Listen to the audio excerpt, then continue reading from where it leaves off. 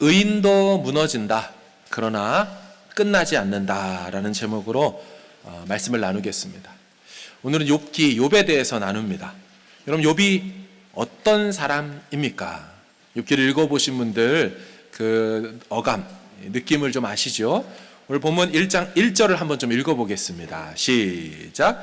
우스 땅에 욥이라 불리는 사람이 있었는데 그 사람은 온전하고 정직하여 하나님을 경외하며 악에서 떠난 자더라. 아멘. 성경의 평가가 이 사람 온전한 사람이다. 이 사람 정직하고 하나님을 경외하고 악에서 떠난 사람이다. 야, 이 정도의 성경의 평가를 받기가 쉽습니까? 정말 신앙적으로 하나님 앞에서 틀림없는 사람이죠. 완벽한 사람입니다. 자, 그런가 하면 그 가정을 좀 들여다볼까요? 아들이 7이 있고요. 딸이 3이 있습니다. 다복한 가정입니다. 게다가 그 재산 정도를 보면 성경에서 구약에서의 재산은 간혹 하나님의 복으로 여겨지는 것이 있어서 그런 맥락 속에 본다면 그는 소유물이 양이 7,000마리입니다. 숫자로 7,000이지 여기 갖다 놓고 7,000마리 배치해 놓으면 어마무시한 거죠. 낙타가 3,000마리, 소는 500결이, 한 결이가 2마리, 한 쌍을 얘기하니까 소가 1,000마리, 암나귀가 500마리. 그리고 나서 종은 많이 있다라고 말합니다. 여러분, 양을 7,000마리까지 셀 수 있었는데 종에 대해서는 왜 많다고 얘기했을까요? 아마도 7,000 이상이지 않을까. 그래서 아마 숫자를 그냥 많다고만 이렇게 말씀하고 있는 것은 아닌가라는 생각도 듭니다. 게다가 집안 분위기는 어떻습니까? 자기 아들들이 생일을 각자가 맞으면 온 형제 자매를 다 불러 모아 10남매가 함께 잔치하고 또 그리고 형제 우애를 나누고, 그러니까 집안 분위기도 너무 화기애애하다는 거예요. 완벽하죠. 여러분, 이 같은 상황에서 욥의 행동은 어떤 줄 아십니까? 우리 1장 5절을 한번 좀 읽어보실까요? 시작. 그들이 차례대로 잔치를 끝내면 욥이 그들을 불러다가 성결하게 하되 아침에 일어나서 그들의 명수대로 번제를 드렸으니 이는 욥이 말하기를 혹시 내 아들들이 죄를 범하여 하나님을 욕되게 하였을까 함이라. 욥의 행위가 항상 이러하였더라. 아멘. 아들들이 그렇게 사이좋게 잘 지냄에도 불구하고 그 화기애애한 분위기 속에서라도 자녀들의 마음으로 하나님 앞에 범죄했을 것을 생각한 욥 아버지는 그 잔치가 끝난 다음 하나하나 자녀들을 불러다가 따로 성결하게 하고 그 자녀 수대로 하나님 앞에 번제하며 그들의 숨은 죄라도 있을까봐 노심초사하는 하나님 앞에서 완벽한 사랑, 그런 가정, 욥과 욥의 가정이죠. 근데 우리를 참 기가 질리게 하는 건 5절 마지막에 뭐라고 돼 있어요? 욥의 행위가 항상 이러하였더라. 어쩌다가 그런 게 아니고 변함없이 늘 하나님 앞에 숨은 죄까지라도 있을까 하여 정직하게 행하는 모습. 여러분 어떻습니까? 동방의 완벽남입니다. 솔직히 부럽다 못해서 질투가 나는 정도죠. 보통 사람이 어딘가 하나는 좀 부족하기 마련이건만 이 사람은 모든 면에서 완벽하죠. 오늘 보면 1장 3절 하반절 보세요. 이 사람은 동방 사람 중에 가장 훌륭한 자다. 가장 으뜸인 사람이다. 이 훌륭하다는 히브리어 가돌이라는 단어가 여러 의미로 좀 쓰입니다. 우리 NASB를 보시면 The greatest of the all men, oldest. 동방의 모든 사람들 중에 greatest한 사람이고, NLT에서는 richest person입니다. 가장 부유한 사람이고, 세번역에서는 으뜸가는 넘버원이다. 성경의 평가가 이러니까 우리가 어떻게 토를 달겠습니까? 신앙적으로 완벽하죠. 게다가 자녀에게 문제가 있을 법한데 여러분, 자녀에게도 어떤 문제도 발견되지 않는 사람이랍니다. 여러분, 제가 한국에서 사역을 할 때 인천에서 한 사모님께서 오셔서 간증을 하셨어요. 하도 제 인생에 끼친 영향이 크신 분이라 교회에서 사역하면서 뉴질랜드에서 몇 번 말씀을 소개를 드렸죠. 황경애 사모님. 자녀 셋이 있는데 이 자녀 셋이 미국 장학생으로 16년 전에 받은 장학금만 20억이었어요. 그 장학금으로 20억을 받는다는 게 15년 전에 쉽지 않은 일 아닙니까? 한국 TV에까지 나와서 도대체 한인이 어떻게 이렇게까지 장학금을 받느냐. 애들이 전부 스탠포드나 아이비리그 출신들입니다. 게다가 공부만 잘한 게 아니에요. 신앙은 공부보다 더 좋아요. 자기 인생의 가장 귀한 때를 하나님 앞에 드리고 싶다고 미국 수능 SAT를 앞두고 고3에 아프리카에 가서 선교하고 오는 자녀들이 이런 자녀들이에요. 또 근데 돌아와서는 하버드 말고 스탠포드에서 전액 장학생으로 모셔가는 아이. 그 아들 하나 있는 그 아들은 얼마나 잘생기고 키도 큰지 저희 교회 섬기던 교회에 또 직접 또 왔어요. 또 두 번째로 또 초청을 받아서 미국의 대학생 아이들이 춤을 추는 미국 대학 단스 경연대회에서 1등을 한 아들입니다. 여러분 그 몸에 그루브와 리듬을 장착하고 태어난 이 흑인 아이들을 제치고 이 아시아 아이 한국 애가 그들을 제치고 1등을 했어요. 이게 소문이 나갖고 JYP에서 가수 만들겠다고 2PM 만들 때 멤버가 돼달라고 요청이 가고 대한민국 방송 3사에서 서로 러브콜이 오면서 출연해달라고 요청이 오는데 게다가 공부는 얼마나 또 잘하는지 미국에서 미국의 외교관을 만드는 외무고시를 이 아이한테는 패스시켰습니다. 시험 안 봐도 된다고. 그냥 바로 미국 외교관 장학생이 돼서 5개국어를 하는 그런 아들, 딸들. 여러분 이런 식의 간증을 들을 때 우리가 보이는 두 가지 반응이 있습니다. 첫 번째, 너무 은혜롭다. 두 번째, 시험 들겠다.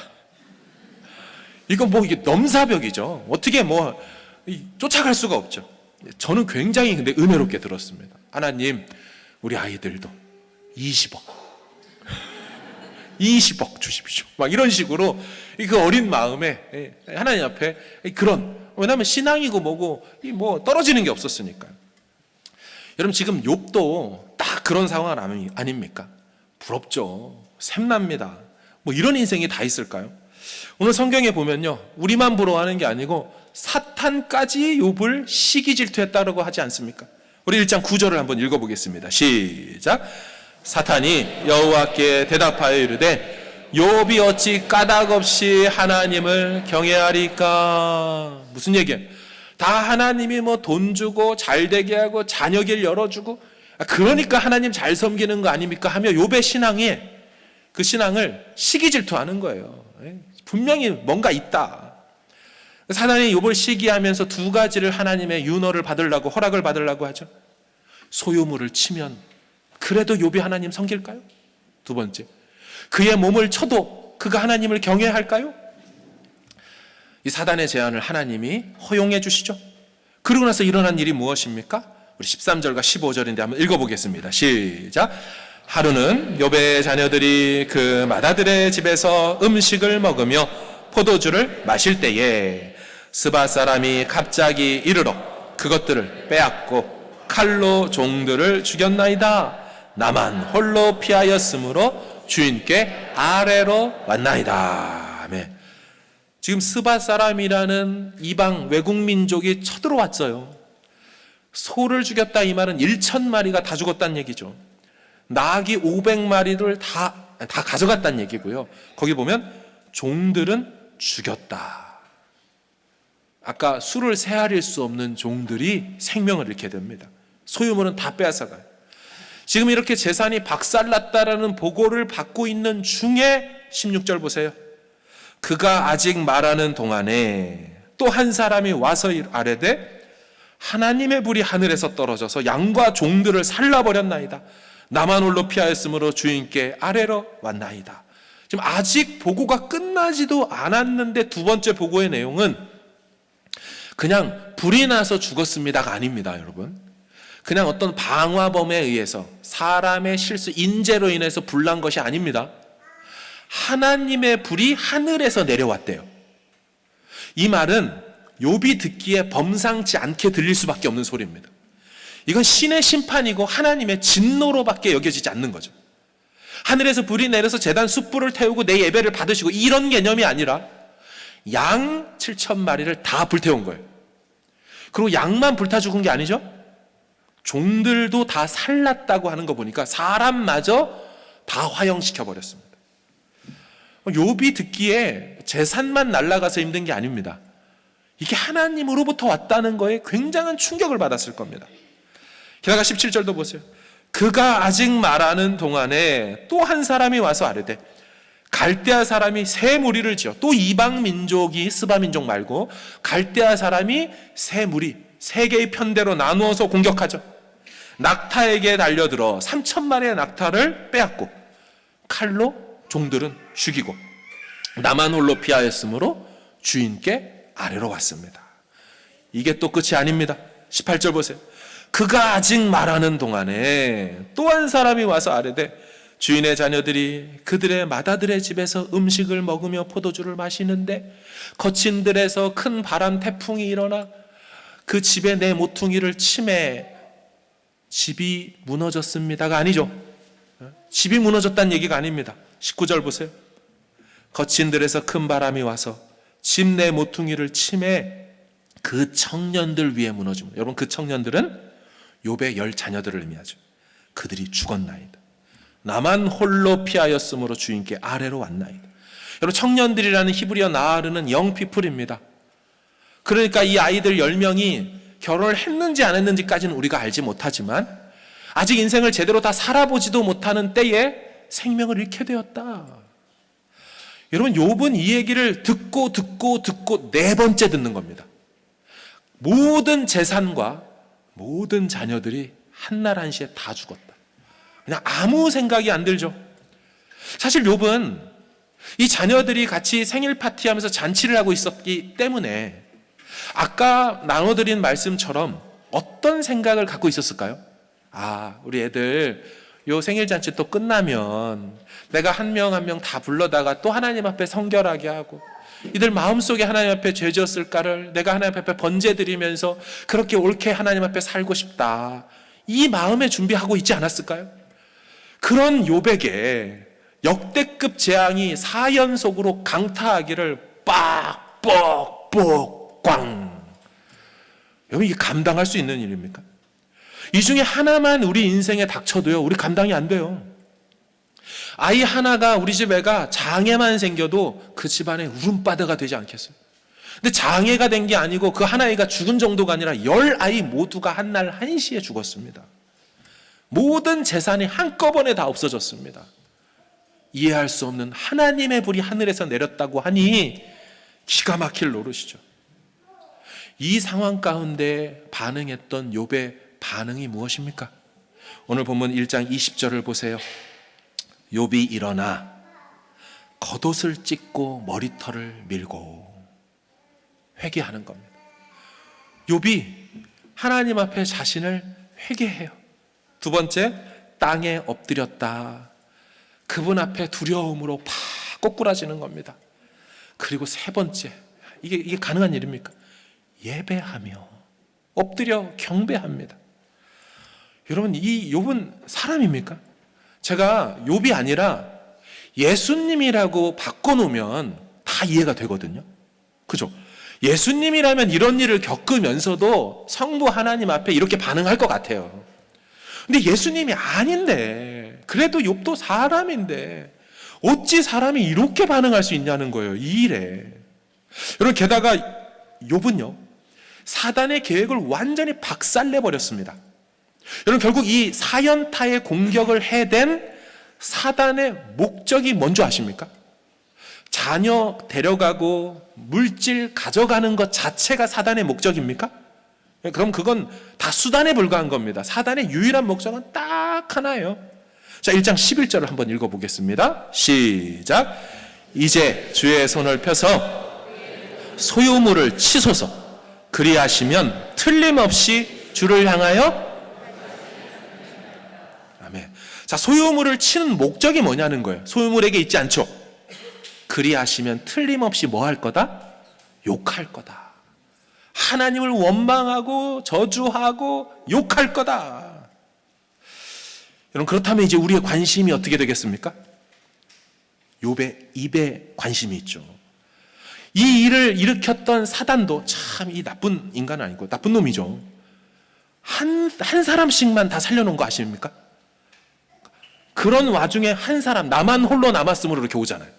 그러니까 그 일을 나중에 듣지 않도록 참 불을 내려도 이 일을 일으켜도 한 사람만 살려줘가지고 보고하려면 이게 내 사건을 얼마나 기가 막히게 배치를 시키고 재앙을 일으켜야 보고하는 중에 보고 와서 사람을 넉다운 시키게 만들 수 있겠냐고요. 이 사탄 진짜 나쁜 놈이에요.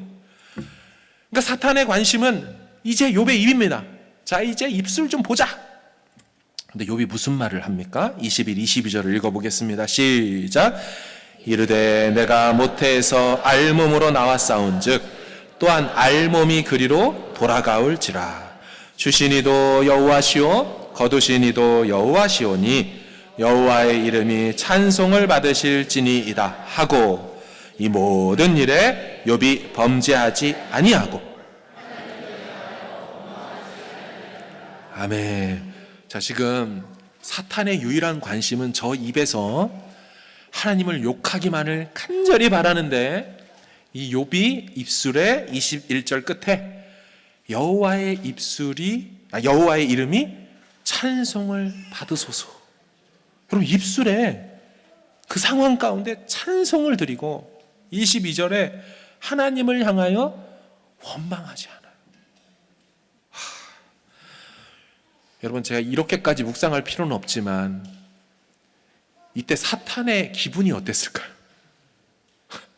내가 어떻게 이 사건을 배치해가지고 이 일을 일으켰는데, 이 상황을 받아들고 나서 기껏 한다는 말이 여호와의 이름은 찬송을 받으시고 하며 입술로 절대로 하나님 앞에 원망하지 않아요. 오히려 저는 사탄이 카운터 펀치를 맞았을 겁니다. 그런데 여러분, 이렇게 이래저래 끝나고 그냥 물러갈 사단이 아니죠. 그래서 사단 아닙니까? 2단도 아니고 3단도 아니고. 죄송합니다. 이 사단이 가만히 있지 않습니다. 다시 하나님께 요청합니다. 2회전 2차 공격. 2장 5절을 한번 보겠습니다. 시작. 이제 주의 손을 펴서 그의 뼈와 살을 치소서. 그리하시면 틀림없이 주를 향하여. 자, 두 번째 목적도 분명하죠. 사단의 목적은 다른 게 없습니다. 욕하지 않겠느냐, 원망하지 않겠느냐. 여러분, 잘 보셔야 됩니다. 사단이 우리의 재물과 건강과 가지고 있는 것들을 건드릴 때는 그것 자체가 목적이 아니에요. 여러분, 그거 가져가서 사단이 뭐 할 거예요? 그렇죠? 그거를 통하여 목적하는 바는, 우리를 공격하는 사단의 목적은 딱 하나예요. 그 선하시고 전능하시고 좋으신 하나님에 대한 이해와 믿음을 부서뜨리려는 거예요. 오해되게 만들려고 하는 거예요. 다시 그 찬송을 부르지 못하게 하고, 다시 그 하나님 앞에 감사하지 못하게 하는, 그 하나님과의 관계를 변질시키고 왜곡시키고 끊어버리게 하는, 그거 하나면 사탄은 쾌재를 부르고 좋은 거예요. 여러분, 그래서 고난이 올 때 우리 입술을 지켜야 됩니다. 그러려면 마음을 지켜야 되는 거고요. 사탄의 목적은 그거 가져가 봤자 의미 없어요. 쓸데도 없어요. 사랑하는 여러분, 사탄의 관심은 다시 또 욥의 입술에 있어요. 자, 사탄이 욥의 뼈와 살을 친 결과 어떻게 되었습니까? 우리 7, 8절을 보겠습니다. 사탄이 이에 여호와 앞에서 물러가서 욥을 쳐서 그의 발바닥에서 정수리까지 종기가 나게 한지라. 욥이 제 가운데 앉아서 질그릇 조각을 가져다가 몸을 긁고 있더니. 여러분, 발바닥에서 정수리까지라면 종기가 났다. 여러분, 종기라는 표현은 출애굽의 재앙을 떠올리는 표현입니다. 그렇죠? 그런데 몸에 종기 나보셨죠? 제가 주로 하는 일이 앉아 있다 보니까 사실은 이게 히프에 종기가 잘 생깁니다. 한쪽에 생겨가지고 있으면 얼마나 불편한지 이렇게 삐딱하게 있어야 되죠. 경험해 보셨습니까? 주로 잘 안 앉아 계시나 봐요. 나흘만 하면은 또 반대쪽으로 옮겨 타고, 또 누군가는 잘 씻으면 안 생긴다라고 하실 수도 있겠지만, 여러분, 근데 그게 온몸에 생겼어요. 뿐만 아니라 제 가운데, 그 타다 남은 그 잿더미에 앉아가지고 이 질그릇, 토기, 기왓장 이런 걸 가지고 온몸을 뻑뻑 긁고 있습니다. 지금 이 욥의 증상을 두고 오늘날 입장에서 병명을 추론해 보니까요, 과면역 글로불린 이증후군이라고 합니다. 과면역, 면역 체계가 고장이 난 거죠. 근데 이 과면역 글로불린 이증후군의 또 다른 병명 이름이 욥 신드롬입니다. 욥 신드롬이에요. 그러니까 욥 증후군입니다. 욥의 이 증상이 7장에 좀 나와 있는데 우리 4절과 5절 한번 읽어볼까요? 시작. 내가 누울 때면 말하기를 언제나 일어날까, 언제나 밤이 갈까 하며 새벽까지 이리 뒤척 저리 뒤척 하는구나. 내 살에는 구더기와 흙덩이가 의복처럼 입혀졌고 내 피부는 굳어졌다가 터지는구나. 4절을 보시면 누울 때 밤에 나는 언제 일어날 수 있지? 언제 이 밤이 다 지나가지? 새벽까지 밤잠을 못 자는 거예요. 이리 뒤척 저리 뒤척. 왜요? 간지러워서 온몸에 진물이 터져 나가니까. 5절에 뭐라 그래요? 내 피부는 굳었다가 터지는구나. 무슨 말이에요? 딱지가 안 졌지만 그걸 또 가려워서 긁다 보니까 또 터지고 피진물이 뚝뚝 떨어지는데 그 위에 구더기까지 생겨버리는 그런 상황입니다. 굳이 말한다면 우리 초극심한 아토피라고 할 수 있을까요? 피부 껍질이 남아나지 않는 상황이죠. 이게 19장에 가면요, 몸에서 악취가 나서 주변 사람이 오지 못한다고 말하고요, 30장에 가보면 나중에 욥의 피부 색깔이 검어진다라고 표현을 합니다. 완전히 이제. 자, 이때 사탄이 욥의 아내를 통하여 마지막 결정타를 날립니다. 2장 9절이죠. 보세요. 그의 아내가 그에게 이르되 당신이 그래도 자기의 온전함을 굳게 지키느냐? 뭐라 그럽니까? 하나님을 욕하고 죽으라. 야, 그 대사까지 사탄이 넣어준 것 같지 않습니까? 사탄이 목적하는 그 내용 그대로를 가장 옆에 있는, 이럴 때 같이 있어줄, 자녀가 다 죽었으니까 그 아내의 입에서 딴 거 다 필요 없고 그냥 하나님을 욕하고 목숨 끊어라. 여러분, 지금 사탄이 의도하는 단 하나의 목적은 욥의 입술이에요. 여러분, 근데 이 소리를 들은 욥이요, 그 최결정타의 공격을 디펜스를 하고 사탄에게 한 방 먹입니다. 2장 10절로 읽어보겠습니다. 시작. 그가 이르되 그대의 말이 한 어리석은 여자의 말 같도다. 우리가 하나님께 복을 받았은즉 화도 받지 아니하겠느냐 하고 이 모든 일에 욥이 입술로 범죄하지 아니하니라. 아멘. 야, 욥이 입술로 이 모든 일에 범죄하지 않았다. 여러분, 이쯤 되면 사단이 불쌍해지기까지 하지 않습니까? 아마 집에 가서 울었을 것 같아요. 뭐야, 뭐 이런 놈이 다 있어. 아무리 다 공격을 해도, 인생 최고의 인간에게 줄 수 있는 최고의 공격을 다 해도 끄떡도 하지 않아요. 사랑하는 여러분, 여기서 욥기가 끝나고 42장으로 넘어가면 여러분, 우리는 기가 질립니다. 뭐 이런 사람이 다 있어? 욥이 사람이야? 그럼 다행히도, 우리 같은 인생들에게 너무 다행히도 욥기는 사실 2장 후반부터 42장 6절까지 그게 욥기 전체의 대부분입니다. 무슨 말이냐면 천하무적 욥에게도 한계가 있었습니다. 모든 것을 다 잃은 욥에게 3명의 절친들이 다가오지 않습니까? 그래서 친구들이 욥의 상황을 딱 보더니 기겁합니다. 그냥 다리에 힘이 풀려서 땅에 푹 주저앉아 버리고 위로하러 왔다가 한마디도 하지 못하기를 얼마나 했습니까? 일주일 동안 아무 말도 못해요. 우리 2장 13절 보세요. 밤낮 7일 동안 그와 함께 땅에 앉았으나 욥의 고통이 심함을 보므로 그에게 한마디도 말하는 자가 없었더라. 그냥 말이 안 나와요. 무슨 말을 해야 될지 몰라요. 근데 여러분, 일주일이 지나자 욥이 입술을 엽니다. 그리고 친구들도 입술을 엽니다. 욥의 처음 대사가 이렇습니다. 3장 4절의 상반절.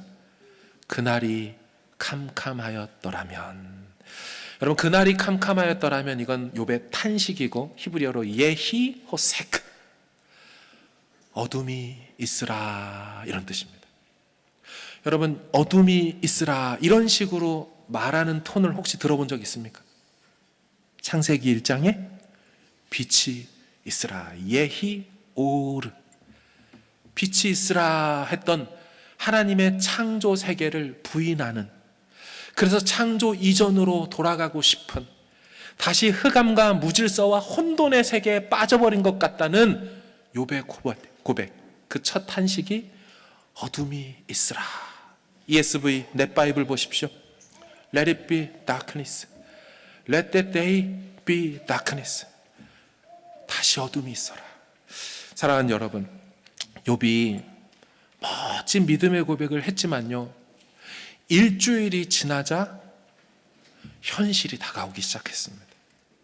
그러면서 욥은요, 자신이 태어난 날을 저주하기 시작합니다. 욥기 3장을 보세요. 어찌하여 내가 태에서 죽어나오지 아니하였던가? 어찌하여 내 어머니가 해산할 때에 내가 숨지지 아니하였던가? 어찌하여 무릎이 나를 받았던가? 어찌하여 내가 젖을 빨았던가? 11절 보여주세요. 욥은 그냥 엄마 뱃속에서 죽었어야 되는데, 내가 이런 날을 맞이할 거라면. 욥은 그냥 출산하는 과정 중에 내가 죽어버렸어야 되는데, 욥은 태어나긴 했지만 젖을 빨 힘이 없어가지고 그냥 영양실조로 죽어버렸어야 되는데, 내가 왜 살아서 이런 날을 겪습니까? 차라리 죽었으면 괜찮을걸. 여러분, 이런 고백이 나오려면 도대체 어떤 상황이 돼야 될까요? 그러나더니 이제 3장부터요 31장까지 세 명의 친구들의 공격들이 시작하고 욥의 항변들이 계속됩니다. 세 명의 친구들은 인과응보의 원리로 공격하죠. 너에게 죄가 있으니까 하나님이 이렇게 하는 거 아니냐. 잘 생각해봐라. 숨은 죄가 있으니까 하나님이 이렇게 하시지. 결국 하나님은 악인을 심판하시는 분이지 않느냐. 회개해라. 회개밖에 살 길이 없다. 욥은 아무리 생각해도 하나님 앞에 뭐가 없는데, 그래서 하나님이 좀 나를 대변해 주시고 나를 항변해 주시면 좋겠는데, 하나님은 묵묵부답이시고 친구들은 계속 성경의 전통에 매어진 그런 원리로 자신을 공격해대니 아무도 편들어주는 사람 없고 괴로워 죽을 것 같은 거예요. 여러분, 이 이야기가 욥기의 대부분을 차지합니다. 그래서 우리는 욥기를 읽으면서 굳이 이런 얘기가 길게 있을 필요가 있을까? 왜 이렇게 지지부진한 지난한 이야기들이 계속될까? 좀 빼도 괜찮을 것 같은데. 그런데 여러분, 그게 아닙니다. 이 고통의 과정의 그 시간들 속에서 욥에게 변화라는 것이 일어납니다. 자, 그러니까 욥에게 고백이, 그 입술의 고백이 조금씩 달라진다라는 것입니다. 여러분, 아마도 욥기가 욥기 것은 아마도 이 중간 부분 때문으로 보여지는데요. 아까 말씀드린 대로 처음에는 욥의 언어에는 죽음과 음부의 사망의 언어가 가득했어요. 그렇죠? 6장도 그렇습니다. 6장 9절을 보십시오. 이는 곧 나를 멸하시기를 기뻐하사 하나님이 그의 손을 들어 나를 끊어버리실 것이라. 그러니까 하나님의 손으로 날 죽여주세요. 욥의 고백이죠. 7장에 가도 그렇습니다. 이러므로 내 마음이 뼈를 깎는 고통을 겪느니 차라리 숨이 막히는 것, 질식사에서 죽었으면 좋겠습니다. 또 죽는 것을 택하리라. 그냥 돌연사에서 죽어버렸으면 좋겠습니다. 그런데요, 계속해서 욥이 친구들과 대화하는 중에 이 죽음으로 가득한 욥의 언어가 14장의 중반에 가서는 바뀌어버리게 됩니다. 변화를 보실까요? 14장 14, 15절입니다. 시작. 장정이라도 죽으면 어찌 다시 살릴까? 나는 나의 모든 고난의 날 동안을 참으면서 풀려나기를 기다리겠나이다. 15절. 주께서는 나를 부르시겠고 나는 대답하겠나이다. 주께서는 주의 손으로 지으신 것을 기다리시겠나이다. 아멘. 14절 하이라이트 보시면, 나는 나의 고난의 모든 날 동안을, 아까는 그냥 죽여달라 그랬죠. 이제는 참아보겠다고. 이것이 풀려나기를 내가 버티고 견뎌보겠다라는 용어로 바뀝니다. 15절. 주께서는 나를 부르시겠고, 이 말은요, 아무리 하나님 앞에 신원함을 드려도 하나님의 부재와 무응답이거든요. 그래서 너무 힘들지만 지금 욥이 뭐라 그래요? 주께서는 그러다가도 나를 부르실 거라고. 결국 하나님이 응답을 주실 거라고. 그럼 내가 대답할 수 있을 거라고. 욥의 언어에 변화가 생깁니다. 그리고 16장으로 가보실까요? 욥이 자신의 상황과 자신의 인생을 증인하고 변호해 줄 그 변호자를 요청합니다. 19절 보세요. 지금 나의 증인이 하늘에 계시고 나의 중보자가 높은 데 계시냐. 여러분, 신학적으로 굉장히 중요한 중보자의 개념이 갑자기 욥의 입술에서 터져 나옵니다. 20절. 나의 친구는 나를 조롱하고 내 눈은 하나님을 향하여 눈물을 흘립니다. 아까는 다 끝났다고, 죽여달라고, 죽었으면 좋겠다고 했던 욥이 기다려보겠다고, 하나님이 나를 부르실 그대를 바라보겠다고 하더니 나의 중보자가 계실 거라고 믿음으로 나아가죠. 하늘을 향하여서 눈물을 흘리면서 그가 이 시간들을 보내기 시작합니다. 나아가 구원자에 대한 소망으로 더 이어지죠. 19장 보십시오. 내가 알기에는 나의 대속자가 살아계시니 마침내 그가 땅 위에 서실 것이라. 여러분, 대속자 개념은 메시아 예수 그리스도를 떠올리게 하는 표현 아닙니까?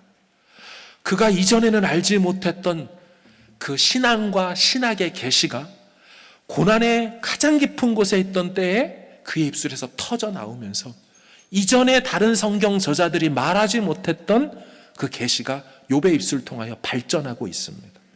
사랑하는 여러분, 고난이 그냥 그를 어둡게, 고난이 그를 완전히 우겨쌈으로 가둬만 두는 것이 아니었습니다. 고난은 오히려 그 고난 속에서 욥으로 하여금 누구도 보지 못했던 하나님이 누구신지, 중보자와 대속자가 계심을 그가 발견하고 고백하게 되는 것으로 확장되어져 가고 있다는 것입니다. 사랑하는 여러분, 우리 중에 욥이 처음 겪었던 상황 가운데 있는 분들이 계실까요? 이해되지 않는 일들이 뻑뻑뻑 터지는 분들 말입니다. 아니면 처음에는 믿음으로 주신 자도 여호와시고 취하시는 자도 여호와시니까 괜찮습니다, 이렇게 고백했다가도 일주일이 지나가 버린 상태와 같이 되신 분들, 사람들의 시선과 건강의 무너짐과 제일 가까이 있는 아내와 같은 존재가 공격해오거나 나를 힘들게 하는 그런 상황 말입니다. 사랑하는 여러분, 동방의 의인이고 하나님이 인정했던 의인이라는 욥도요, 고난 앞에서 여지없이 무너져요. 여러분, 의인이라고 안 넘어지는 것이 아닙니다. 하지만 의인이 이렇게 휘청거리고 넘어지는 때가 있을지라도 그 상황 가운데 하나님 어디 계셔요? 하나님 왜 답이 없으세요? 제가 뭐 잘못한 거 있으면 좀 알려주시기라도 하셔야 되지 않습니까? 하는 하나님에 대한 어쩌면 불순한 내면의 항변과 그 하나님에 대한 불순한 질문들, 그리고 변치 않는 이 흑암 같은 현실들 속에서 뒹굴다가 그 과정을 통하여 오히려 의인으로 만들어지게 되는 것이 이 고난을 허락하신 하나님의 고난에 담긴 신비가 되는 줄 모릅니다. 사랑하는 여러분, 우리가 잘 아는 욥기 23장 10절의 말씀 같이 한번 읽어보기를 원합니다. 시작. 그러나 내가 가는 길을 그가 아시나니 그가 나를 단련하신 후에는 내가 순금같이 되어 나오리라. 아멘. 이 고백이 욥기 42장의 고난이 끝난 다음에 하는 고백이 아니지요. 23장에 있다는 얘기는 아직도 고난이 끝나지 않은 완전한 고난의 최한복판에 있던 때에 기가 막힌 고백을 해댑니다. 그런데 이 고백 바로 전에 앞에 있는 8절 9절에 뭐라고 되어 있습니까? 보십시오. 그런데 내가 앞으로 가도 그가 아니 계시고 뒤로 가도 보이지 아니하시며 그가 왼쪽에서 일하시나 내가 만날 수 없고 그가 오른쪽으로 돌이키시나 배울 수 없도다. 이게 무슨 말입니까? 자기는 사방 어디를 둘러봐도 하나님의 부재밖에 안 느껴진다는 거예요. 하나님은 안 계신 것밖에 안 보인다는 거예요. 어디 계십니까? 극심한 하나님이 느껴지지 않는 나를 버려둔 것 같은 그때에 여러분 10절의 고백이 되는 거예요. 이게 믿음의 비밀입니다. 진짜 이런 믿음은 고난의 고난으로 내려가야지만 할 수 있는 고백이 되는 거예요. 고난이 없는 성도는 다 입술에 아주 가벼운 얄팍한 신앙 고백밖에 못합니다. 진짜 고난이 와야 그 고백이 더 진해지고 깊어지는 것입니다. 그래서 어쩌면 하나님이 우리 삶에 뜻하지 않은 고난을 그냥 퍽하니 주실 때가 있어요. 여러분, 욥기 42장 끝을 다 보시더라도 욥은 왜 자신이 고난을 겪었는지 깨달았다고 나와 있지 않습니다. 하나님도 그걸 설명해 주지 않습니다. 사실은 사단이 이래 해가지고 시기를 질투해가지고 너를 시험해 보려고 그랬던 거다, 이런 식의 얘기가 한마디도 없습니다. 이유 없이 고난이 하나님의 주권 안에서 와요. 그리고 그 시간들을 믿음으로 버티며 자기는 성장해졌고, 그리고 어느 날 하나님이 나타나셔서 욥의 새 친구, 내 친구한테 니들 말 똑바로 해라, 니들이 뭘 한다고 말하냐, 그러면서 하나님의 하나님 되심으로 그들을 압살해버리세요. 그리고 욥의 그 모든 얘기들도 하나님이 나타나서 욥을 또 압살해버리세요. 그리고 나는 여호와로라 하면서 모든 걸 다 회복시켜버리십니다. 여러분, 인생이란 게요, 모든 게 왜 어디로부터 왔는지 모르는 채로 일어나고요, 모르는 채로 끝나요. 그거를 다 설명할 이유가 하나님께 없어요. 우리는 그저 하나님의 선하시고 주권 있으심을 믿고 그 일들을 받아들여야 될 뿐이고, 그 고난을 지나가면서 하나님은 우리의 입술의 고백이 달라지기를 원하신다라는 것입니다. 그 최종의 마지막 42장의 욥의 고백은 그 앞의 고백과 전혀 다른 고백이 되었을 것입니다. 사랑하는 여러분, 아까 말씀드린 대로 사단은 단 하나의 기대가 있었어요. 너 내가 이 정도로 고백하면 하나님을 틀림없이 욕할 거야 라는 사단의 기대. 그럼 여러분, 성경에 그 사건을 당하고 있는 욥을 바라보면서 사단만 그 욥의 입술을 쳐다보고 기대하고 있었을까요? 그 일을 허용하셨던 하나님 여호와도 욥의 입술을 바라보고 계셨겠죠. 욥은 두 양방향의 기대에 어디에 부응했습니까? 하나님께 부응했습니다. 사단의 기대에 부응하는 언어와 언사가 아니라, 하나님이 그 고난 중에도 얼마든지 욕하고 얼마든지 나를 부인할 수 있지만 그 가운데서도 하나님밖에 나는 없습니다.